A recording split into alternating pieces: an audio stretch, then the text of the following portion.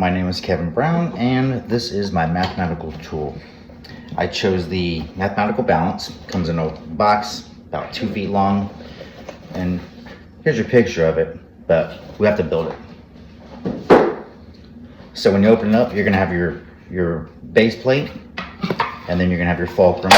On your fulcrum, you're gonna have 4 counterweights. I've already got one pulled off because I know I'm gonna have to use it. But so all you do is you'll just pull a little counterweight off. It's a little piece. Put your fulcrum in your base plate. You're gonna pull out your pin, and you're gonna put your scale on it. So your scale itself, all it has is 10 to 1, your middle piece, and then 10 through 1. Now, when I was younger, I used to see teachers that had negatives on here. You could actually turn it around if you wanted to and write your own numbers. So if you wanted to count by 10s or 20s, that kind of thing. And you kind of just make it your own tool.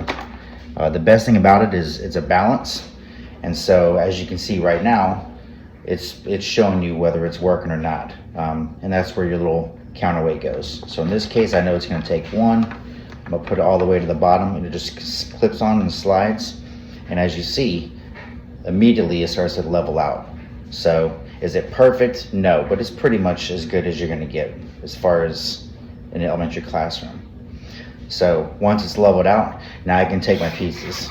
So now these right here, they're actually labeled as 10 kilograms, but you can write down your own thing on the other side with like a dry erase marker or something like that if you wanted to. And all you do is you put it on one of your numbers, and then it stays balanced, or it shows them instantly that it's not going to be balanced, which means that it's either not equal or whatever it is you're trying to teach them. So that's how to set it up. It's very easy.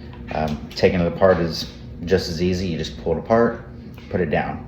So for me, the standard that I chose is KNR 1.3, and that's given a number from 1 to 20. Identify that the number is 1 more or 1 less, and that's very easy. Because it's sitting there, you don't even have to use it as a scale. It basically gives you a piece of a number line, and so all you're doing is, if you want to mark 4, and you can show it to them. This is number 4. What is 1 less? Well, 1 less is 3. 1 more is 5, or 2 less is 2.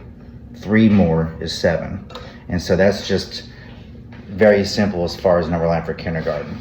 And then indoor recess, you're going to be able to let them play around with that kind of stuff. But when you start going in to actually use this to let students kind of see what they can do with it, you got first grade, it's 1NR 2.1, which is use a variety of strategies to solve addition and subtraction within 20.